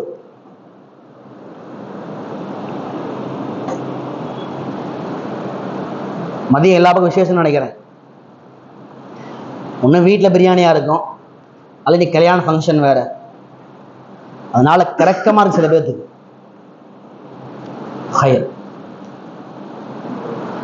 பெருமானார் ஸல்லல்லாஹு அலைஹி வஸல்லம் ஒரு ஹதீஸ்ல சொல்றாங்க, ஸலாத்து தஅவாத்தின் யுஸ்தஜாபு லஹா, 3 துஆ இருக்குது, லா ஷக்க ஃபீஹின். நபி சொல்றாங்க, நான் அடிச்சு சொல்றேன், சந்தேகமே இல்லாம அந்த 3 பேருடைய துஆ ஏற்கப்படும். கையேந்தனா ஏற்கப்படும். 3 பேருடைய துஆ. பெருமானார் முதல்ல சொன்னாங்க, தாவத்துல் வாலித், ஒரு தந்தை தன் பிள்ளைக்காக செய்கின்ற துஆ. எங்க தந்தை எப்படிப்பட்டா இருக்கிறாங்க? தந்தை தொழுகையாளி, தொழுகை இல்ல, ஈமான்தாரி, அது சரியான ஈமான் பலகீனம், எப்படி இருந்தாலும் தன் பிள்ளையை நினைத்து தன் பிள்ளையின் எதிர்காலத்திற்காக வேண்டி கையேந்தி, என் மகனை என் மகளை வீணாக்கி விடாதையா அல்லாஹ், நல்ல ஒழுக்கமுள்ள பிள்ளைகளாக உருவாக்கிடியா அல்லாஹ், நல்ல எதிர்காலத்தை நசீபாக்கி எடுத்தாயா அல்லாஹ் என்று ஒரு தந்தை துஆ செய்வானே. ஆனால் பெருமானார் சொன்னார்கள், அந்த துஆ சந்தேகம் இல்லாமல் ஏற்கப்படுகிறது. ஒரு விஷயம் ஞாபகம் வச்சுக்கி, நம்முடைய குழந்தைகள், நம்முடைய வாலிப செல்வங்கள் வெறும் திறமையால், வெறுமனை முயற்சியால் மட்டும் முன்னேறுவது கிடையாது. ஒரு தாய் தந்தையினுடைய துஆ மிக ரொம்ப முக்கியமானது. ஒரு தாய் தந்தையினுடைய துஆ இல்லாமல் வெறுமனே திறமையால் முயற்சியால் எந்த குழந்தையும் வாழ்க்கையில் சரித்திரத்தில் முன்னேறி வெற்றி பெற்றார்கள் என்று பார்க்கவே முடியாது. முன்னேறலாம், வெற்றி பெற முடியாது. அப்ப நாம துஆ செய்யணும், ஒவ்வொரு நாளும் துஆ செய்யணும். தஹஜ்ஜுல, ஃபர்லான் தொழுகைக்கு பின்னால மௌத் வரைக்கும் துஆ செய்யணும். அந்த பிள்ளைகளை நமக்கு பிடித்திருந்தாலும் சரி, பிடிக்காவிட்டாலும் சரி. பெருமானார் வாழ்க்கை எடுத்து பாருங்க, எந்த குழந்தையை பார்த்தாலும் துவா. இப்னு அப்பாஸை பார்த்தோன்னே துவா செய்தார்கள், அல்லாஹும் அல்லிம்ஹுல் கிதாப், யா அல்லாஹ் குர்ஆனுடைய ஞானத்தை இப்னு அப்பாஸ் என்ற குழந்தை நசீபாக்கி தருவாயாக என்று சொன்னார்கள். பெருமானாருடைய காலத்திற்கு பிறகு குர்ஆனுடைய ரைசுல் முஃபஸ்ஸிரீன், குர்ஆனுக்கு விரிவுரை சொல்றதுல முதல் டாப் டக்கர் யாருன்னா இப்னு அப்பாஸ். பெருமானார் செஞ்ச துவா. ஹசன் ரலியல்லாஹு அன்ஹு, உஸாமா ஸைத் ரலியல்லாஹு அன்ஹு, ரெண்டு குழந்தைங்க ஒண்ணா வராங்க, பெருமானார் துஆ செய்றாங்க, அல்லாஹும்ம அர்ஹம்ஹுமா, யா அல்லாஹ் உஸாமா இப்னு ஸைதுக்கும் ஹசன் ரலியல்லாஹு அன்ஹு அவர்களுக்கும் ரெண்டு குழந்தைக்கும் யா அல்லாஹ் ரஹ்மத் செய்வாயாக. துஆவுடைய வாசகம் வாயிலிருந்து வந்தாலும் துஆ தான் வரணும். அம்ர் இப்னு ஹுரைஸ் அவங்க சொல்றாங்க, நான் சின்ன குழந்தையா இருக்கும் போது எங்க அம்மா என்ன கூட்டிட்டு போவாங்க நபிகிட்ட. கூட்டிட்டு போனா எப்பெல்லாம் கூட்டிட்டு போவாங்கள பெருமானார் ஸல்லல்லாஹு அலைஹி வஸல்லம் என் வாழ்க்கையின் அபிவிருத்திக்காக, என் வாழ்க்கையின் பரக்கத்துக்காக பெருமானார் துஆ செய்தார்கள். எந்த குழந்தை பார்த்தாலும் துஆ செய்யணும். குறிப்பா நம்ம வீட்டு பிள்ளைங்க நாம துஆ செய்யணும். இன்னைக்கெல்லாம் காலம் மாறி போச்சு. குழந்தையாட்ட இன்ட்ரோடியூஸ் பண்ணும் போது எப்படி தெரியுமா பண்றோம்? அடங்கவே மாட்டேங்கிறாங்க, தண்டமா இருக்காங்க, படிக்க மாட்டான், ஓத மாட்டான், சொல்றதை கேட்க மாட்டேங்கிறான். என்னங்க புள்ள இது? நீ இப்படி பண்றல, நீ இப்படி மாறு பாரு, உன் வாழ்க்கை வீணா போயிரும் பாரு. ஒரு தந்தை தாய் பேசுற வார்த்தையை அப்படி, நீ இப்படி பண்றல பின்னாடி அனுபவிப்ப பாரு, பின்னாடி அனுபவிப்பார்கள். அன்னைக்கு நீங்க அனுபவிப்பீங்க சொன்ன வார்த்தைக்கா. எந்த தருணத்திலும் சரியான முதிர்ச்சியான ஒரு தாய் தந்தை யார் என்றால் எந்த சூழ்நிலையிலும் பிள்ளைகளுக்கு எதிராக பதுவா செய்யவே கூடாது. நீ இப்படி என் பேச்ச கேட்கல, நீ என்னவா மாறன் பாரு. ரெண்டு பேர் வாயில விளையக்கூடாது. ஒன்னு ஆசிரியர், இன்னொன்னு பெற்றோர். ரெண்டு பேர் எந்த தருணத்திலுமே தன் மாணவர்களையும் பிள்ளைகளையும் அவர்கள் சபிக்கவே கூடாது. ஏன்? அது டைரக்டா உடனே நல்லா ஏத்துப்பான். அதுக்கு மாற்றமா இப்படி யோசிச்சு பாருங்க, ஒவ்வொரு நாளும் காலையில மாலும் உங்கள் பிள்ளைகளுக்காக நீங்கள் சரியான விஷயத்தை துவா செய்தால் உங்கள் பிள்ளைகள் ஆக தலை சிறந்த ஆளுமை படைத்த பிள்ளைகளாக உருவாகுவார். சங்கை கொடுத்தான் அல்லாஹ் நடிகார்களே. ஒரு ரிசர்ச் சென்டர் குழந்தைகள் விஷயத்தில் நலனை காப்பவர்கள். குழந்தைகள்னா சின்ன குழந்தை மட்டும் இல்லைங்க, எத்தனை வயசானாலும் குழந்தை தான். அவங்கள்ட்ட எப்படி நடக்கணும், ஒரு சில பாயிண்ட்ஸை மட்டும் எழுதுறாங்க அவங்க ரிசர்ச்ல. ஒரு ஆளுமை படைத்த திறமையான சரியான பெற்றோர் யார் என்றால் அவர்களிடத்தில் கீழே சொல்லக்கூடிய பண்புகள் இருக்கும். அப்படிதான் முடியுது வாசகமே.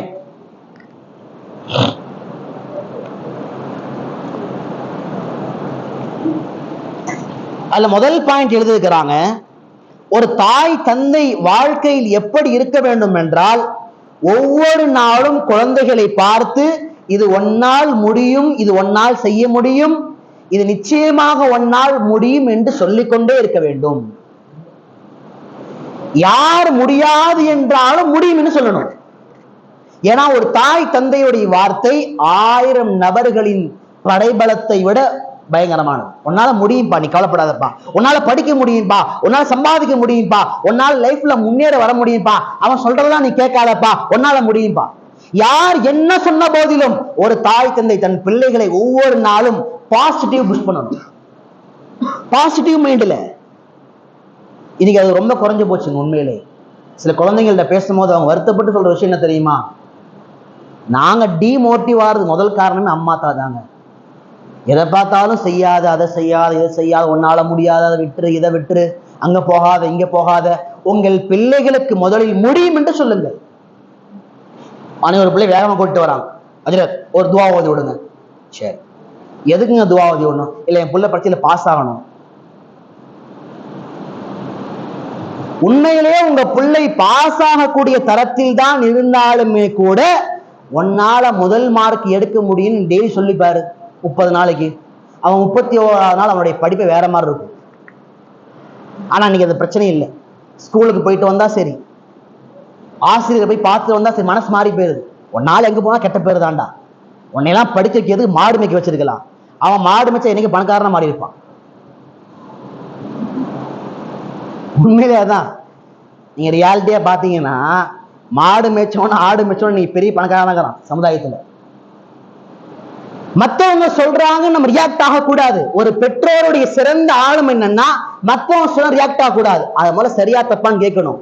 எப்பா இது மாதிரி சொல்றாங்களே முதல் சரியா, நீ அப்படி பண்ணிருக்க மாட்ட, அப்படி பண்ணி சரி பண்ணிக்கோப்பா, முடிஞ்சு போச்சு.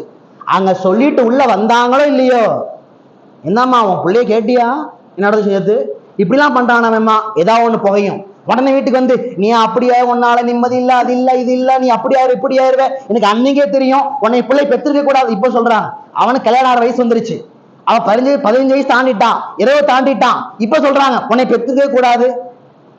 சாத்தியமா அது? நாம நினைச்சால் அது முடியாது. யஹபுலிமை யஷா இனாசன் வயகபலிமை யஷாவுதுக்கூர். நான் நாடிவனுக்கு ஆண் குழந்தையும் நாடிவனுக்கு பெண் குழந்தை கொடுத்தே தீருவேன். அதை கொடுத்து உன்னை கண்டிப்பா சோதிப்புன்னு சொல்றான்ல. இன்னமா அம்மாளுக்கு மௌலாவுக்கு பித்துனா குழந்தை பெத்துட்ட, ஆஹா 4 ஆண் குழந்தை 3 ஆண் குழந்தை, இனி வாழ்க்கை 4 ராஜா. காலம் உனக்கு கடைசியில் அந்த ஆள் தான் பெரிய சோதனையா இருக்காரு. அப்ப அல்லாஹ் குழந்தைகளை கொடுத்து சோதிப்பான். அப்ப நம்மள்ட்ட என்ன திறமை உண்டாகணும்னா, நாம எல்லா தருணத்திலையுமே குழந்தைகளுக்கு உங்களால் முடியும் என்ற அந்த திறமையை கொடுத்து பழகுங்கள். நீங்கள் கொடுக்கின்ற ஆக சிறந்த பானத்தில் சிறந்த பானம் நீங்க கொடுக்கக்கூடிய அந்த மோட்டிவ், பாசிட்டிவான மோட்டிவ் தான் உள்ளதிலேயே அவங்களை உருவாக்கும். அடுத்து அந்த ஆய்வுல சொன்னாங்க, ரெண்டாவதா, எப்போ உங்க குழந்தைய நீங்க முன்னோக்குனாலும் அவர்களை நல்லோர்களாக உணர வையுங்கள்.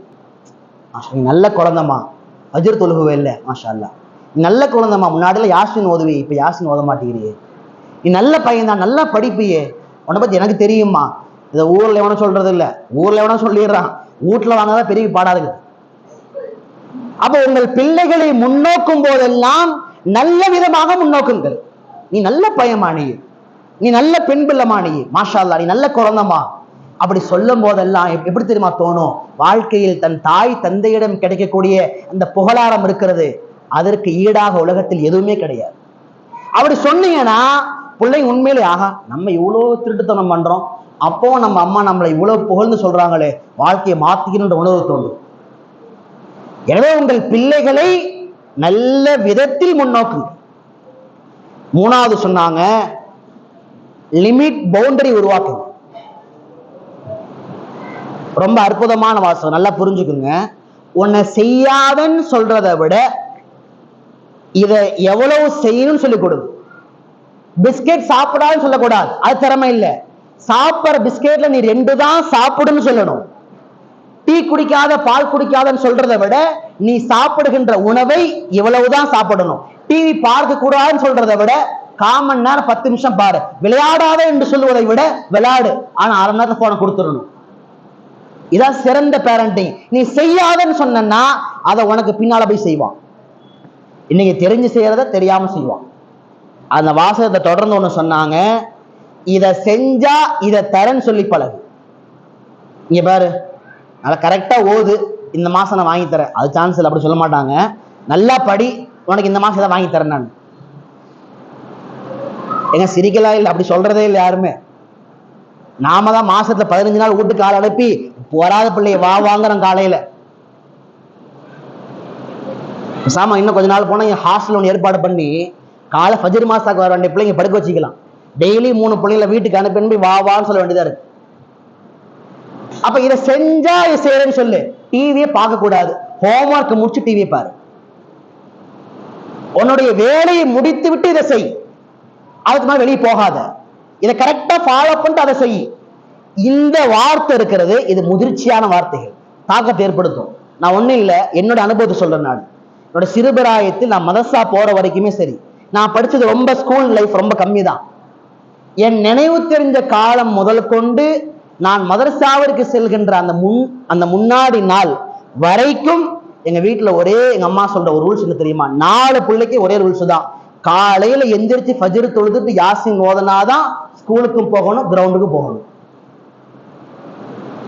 நீ வீட்டுக்கு வந்தவனே மகரீப் தொழுதுட்டு வாக்கியா ஓதி ஒரு ஐன் ஓதனாதான் உலக கல்வி படிக்கணும். அது அன்னைக்கு ஆனுவல் எக்ஸாமா இருந்தாலும் சரி, மந்த்லி எக்ஸாம்னாலும் 4 நாள் லீவ் போடுறானு, கிளாஸ் டெஸ்ட்னா 5 நாள் லீவ் போடுறானு. அப்ப என்ன நம்பிக்கை கொடுத்தாங்கன்னா, நீ காலையில் ஓதுகின்ற யாசீன் உன்னுடைய வாக்கியாவும் தான் உன் வாழ்க்கையை பிரகாசப்படுத்தும். அல்லாஹ்வுடைய கிருபையினால கொஞ்ச நாள் ஸ்கூல் படிச்சாலும் அல்லாஹ் ஆளுமை அதை பற்றி நான் நல்ல விளக்கங்களை கொடுத்தான். பிள்ளைக்கு என்ன சொல்லணும்னா, இதை செஞ்சுட்டு இதை செய், இதை முடிச்சுட்டு வெளியே போ. உன்னை செய்யாதே என்று சொல்வதை விட அதை எப்படி செய்ய வேண்டும் என்று சொல்லிக் கொடுங்கள்.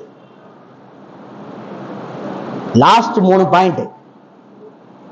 4வதா ஒண்ணு, இன்னைக்கு அது இல்லவே இல்லை, தஃபன் கஃபன் தான் அது. இன்னைக்கு ரொம்ப அற்புதமா சொன்னாங்க, உங்க பிள்ளைகளுக்காக வேண்டி நேரம் கொடுங்க.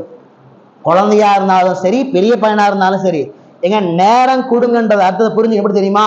நாங்க லேப்டாப் நோண்டிக்கிட்டே பேசிதான் அந்த பிள்ளைகிட்ட, போனை நோண்டிகிட்டே பேசுறாரு, அந்த மாதிரி போன்லயே பார்த்துட்டு இருக்கிறான். சொல்லுங்க அடி அம்மா, அம்மா அம்மா சொல்லுமா, பேசாம உட்கார், படத்தை பாருங்க, அமைதியா பேசிட்டு இருக்காரு. எந்த ஒரு தாயோ தந்தையோ ஒவ்வொரு நாளும் தன் பிள்ளைகளுக்காக நேரம் ஒதுக்கி அவங்க சொல்ற விஷயத்தை கேட்கிறாங்களோ, ஸ்கூல்ல என்ன நடந்துச்சு, டியூஷன்ல நடந்துச்சு, மாசால நடந்துச்சு, ஆபீஸ்ல நடந்துச்சு, ஜாப்ல நடந்துச்சு, எங்க என்ன நடந்துச்சுன்ற முழுசா உள் வாங்குறாங்களோ, அந்த பிள்ளைகள் ஒரு நாளும் தாய் தந்தைக்கு தெரியாமல் ஒரு தவறு செய்ய மாட்டாரு. எதை செஞ்சாலும் முதல் தாய் தந்தை ஒண்ணு சொல்லுவாங்க, நேரம் ஒதுக்கணும், எல்லா வேலையும் விட்டுட்டு பேசணும். நான் பாத்திரம் கழுவிட்டே பேசினாங்க, நான் போன் நோண்டிட்டே பேசினாங்க, இஷா தொழிட்டு வரமோ இல்ல, அவர்களுக்காக நேரம் எடுத்து உங்கள் 24 மணி நேர வாழ்க்கையில் அவர்களோடு அமருங்கள். எத்தனை வயசானாலும் பரவாயில்ல, ஒரு ஃப்ரெண்டா உட்காருங்க, ஒரு டீச்சரா உட்காருங்க, அண்ணன் தம்பியா உட்காருங்க. ஒவ்வொரு தாய்க்கும் இதுதான், உட்கார்ந்து கொஞ்ச நேரம் அவங்களோட பேசணும். அவர்களோடு பேசுகின்ற பொழுது அந்த பிள்ளைகள் ஆளுமை திறன் படித்த பிள்ளைகளாக உருவாராங்க. அத்தா அம்மாவுடைய கேர் ஆஃப்லயே இருக்கணும். நான் அடிக்கடி பிள்ளைங்கள சொல்லுவேன், ஃபாரின்ல உங்க அத்தா இருந்தாலுமே கூட பேச முடியாத தருணம்னா கூட டெய்லி நீ ஆடியோ போடு. இதே தந்தைமார்கள் சொல்லுவது உண்டு, தினந்தோறும் உங்கள் பிள்ளைகளிடத்தில் பேச முடியலனாலுமே கூட டைம் ஒத்து வரனா கூட ஆடியோ போடுங்க. ஏன்னா ஆடியோ வந்துருச்சு, அப்புறம் என்ன, இந்த மாதிரி சாப்பிட்டியாப்பா, என்னப்பா நல்லா படிக்கிறே கண்டு, என்ன செய்யறேன்னு, நான் நல்லா இருக்கிறேன், சாப்பிட்டேன், என்ன பண்ணேன், இன்னைக்கு அங்கே போனேன், இங்கே வந்தேன், நீங்க என்ன ஸ்கூல் போனியா வந்தியா. நீங்க ஃப்ரீயா பேச ஆரம்பிச்சீங்கன்னா அவங்க மைண்ட்ல உள்ள ஃப்ரீயா வரும். நீங்க ஃப்ரீயா இல்ல ரஃபா டஃபா இருந்தீங்கன்னா அங்க போறதெல்லாம் ஃப்ரெண்டுக்கு தான் போய் சேரும். நீங்க ஃப்ரெண்ட்ஷிப் சொல்லவே தேவையில்லை, கூட்டிட்டு போய் குழி தோண்டி உள்ளக்கார தள்ளி விட்டு குழி மூடுற வரைக்கும் இருக்கானுங்க கூடவே. ஒருத்தர் நாசமாக்குறதுக்கு என்னெல்லாம் வேலை செய்யணுமோ அதெல்லாம் செய்யணும் தான் நண்பன் இன்னைக்கு உள்ள காலத்துல. அதனால தாய் தந்தையுமாக நீங்கள் நண்பர்களாக மாறிவிட்டால் அங்க பிரச்சனையே கிடையாது. கடைசியா 2 பாயிண்ட். ஒன்னு சொன்னாங்க, be a good role model, நல்ல ரோல் மாடலா இருக்கு. உதாரணமா இப்படி அல்லாஹ் குர்ஆன்ல சொல்றான், லீம தகூலுன மாலா தஃபாலு, நீங்களே செய்யறது இல்லை, அதையும் பிள்ளைக்கு சொல்றீங்க. நீங்க செய்ய மாட்டீங்கன்னு உங்களுக்கு தெரியும், ஆனா பிள்ளைங்கள சொல்றீங்க. அது ஒரு காலம் பிள்ளைகளை செய்யவே மாட்டார்கள். ஏடா நான் ஃபஜ்ர் தொழுவேன் இல்லையா, நீ ஏன்டா பாக்குற, எஞ்சி மாசாக்கு போட, வீட்டுல உள்ளதுதான். நான் ஓதனா ஓதாட்டியம் உனக்கு என்ன, நீ எஞ்சி மாசாக்கு போ, அது நடக்கவே நடக்காது. நாம எப்படி இருக்கிறோமோ அதுவாகத்தான் பிள்ளைகள் 60% உருவாகிறாங்க. மற்றதான் எஜுகேஷன், மற்ற நண்பர்கள் தான். 60% பெற்றோரை பார்த்து அவர்களை படித்துதான் பிள்ளைகள் உருவாகிறார்கள். அப்ப நாம முதல்ல ஒண்ணு செய்யணும், நாம ஃபஜ்ருக்கு வந்தா அவங்க ஃபஜ்ருக்கு வருவாங்க. நாம கெட்ட வார்த்தை பேசாம இருந்தா அவங்க கெட்ட வார்த்தை பேசவே மாட்டாங்க. புள்ள கெட்ட வார்த்தை பேசுதுங்க, கெட்ட வார்த்தை பேசலங்க, கெட்ட வார்த்தை பழகிச்சு. எங்க பழகுச்சு? அத்தா மாட்டதான். பேசிக்கும் போது 6ஆம் களிமா ஆரம்பிச்சு 62ஆம் களிமா வரைக்கும் ஓதுனா குழந்தை பால் குடிச்சுட்டே பாக்குது, ஓஹோ நல்ல வார்த்தை போல தெரியுது, எல்லாம் எங்க அம்மா அப்பா சொன்ன வார்த்தை, இதெல்லாம் நானும் பேசுறேன். சகஜமா நடக்குது. இவரு பையன் முன்னாடி பத்த வச்சு அவன் குடிக்கிறாரு, ஸ்மோக் பண்றாரு, நாளை அவன் கஞ்சா குடிக்கிறான். இது உண்மை. தந்தை ஒரு தவறு செய்தால் ஒரு படி மேலாக பிள்ளைகள் 2ஆக செய்வார்கள். நீங்க நல்லது பண்ணீங்கன்னா உங்களுக்கு மேல 2 மடங்கு அவன் நல்லது பண்ணுவான். ஒரு 3 நிமிஷம் பண்ணி முடிச்சிடலாம். அதனால நாம என்ன செய்யணும்னா, எதை பிள்ளைகளுக்கு சொல்கிறோமோ அதுவாக நாம் உருவாக வேண்டும். கடைசியா ஒரு பாயிண்ட் சொல்லுவாங்க, உங்கள் அன்பையும் தியாகத்தையும் வெளிப்படுத்தி காட்டுங்க. நம்ம லைஃப்ல என்ன பிரச்சனை தெரியுமா? இந்த விஷயத்துல தாய்மார்கள்லாம் உஷாரு. வாழ்க்கையில் என்ன பண்ணங்கிறத பிள்ளைகள் சொல்லிடுவாங்க. நான் அவ்வளவு கஷ்டப்பட்டு பெத்தெடுத்தேன், 9 மாசம் பெத்தோட வளர்த்தெடுத்தேன், நான் எவ்வளவு கஷ்டப்பட்டேன் தெரியுமா, நீ அப்படியே இப்படி.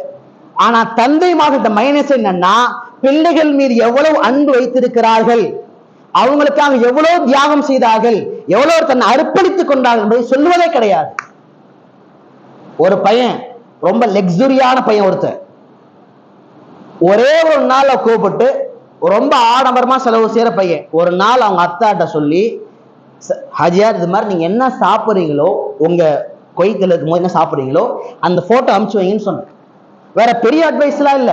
அவர் அங்க ஷேக் வீட்டுல கொடுத்துருக்கிற அன்னைக்கு காலை டிஃபன் சாப்பாடுடைய மிச்ச சாப்பாடு போட்டோ அனுப்பினார். அதை காமிச்சு 5 நிமிஷம் தான் பேசுறேன், அவன் வாழ்க்கையை மாறி போச்சு டோட்டலா. அதனால என்ன செய்யணும்னா நாம் அவர்களுக்காக செய்த தியாகத்தை சொல்லி காட்டணும். அவன் மேல நம்ம எவ்வளவு அன்பு வச்சிருக்கோம் வெளிப்படுத்தி காட்டணும். அப்பொழுதுதான் அவர்கள் வாழ்க்கை முழுவதுமாக மாறும்.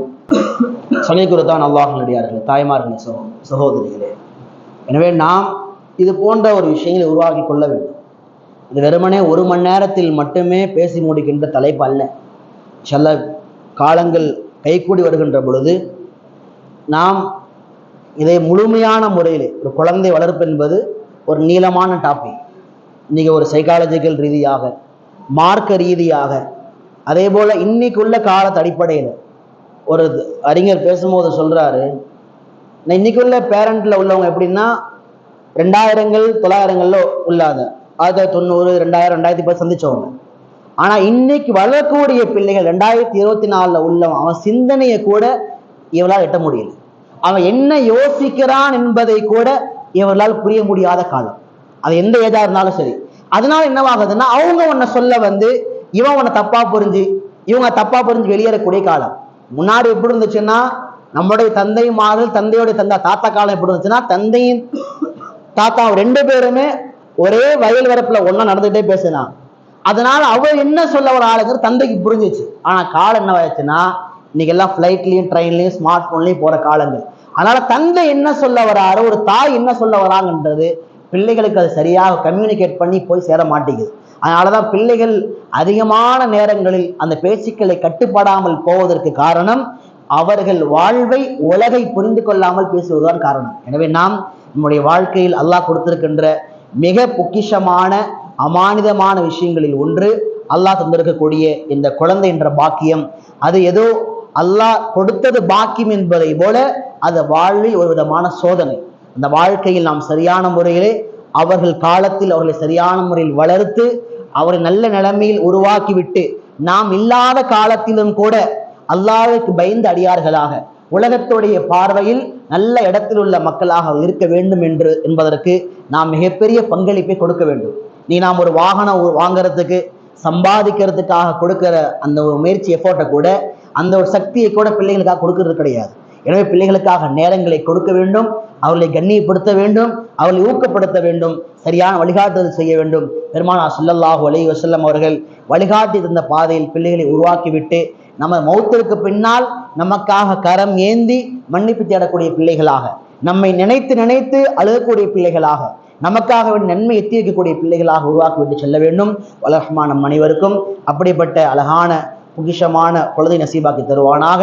யாருக்கெல்லாம் அல்லாஹ் குழந்தை நசீபாக்கி தந்திருக்கிறானோ அந்த குழந்தைகளை சாலிஹாக நல்ல திறமை உள்ள மக்களாக, அவர்களை வருகாலத்தினுடைய சிறந்த சந்ததிகளாக, அதே போல மௌத்துக்கு பின்னால் சிறந்த உபகாரிகளாக அல்லாஹ் அவர்களை ஆக்கி தருவானாக. ஈமானோடு வாழ்ந்து ஈமானோடு மரணிக்கின்ற பாக்கி நசீபாக்குவானாக. மரணிக்கின்ற பொழுது கலிமா லா இலாஹ இல்லல்லாஹ் முஹம்மது ரசூலுல்லாஹை சொல்லி வண்ணமாக மரணம் எய்தக்கூடிய அழகான தௌஃபீக் அல்லாஹ் தந்தல் புரிவானாக.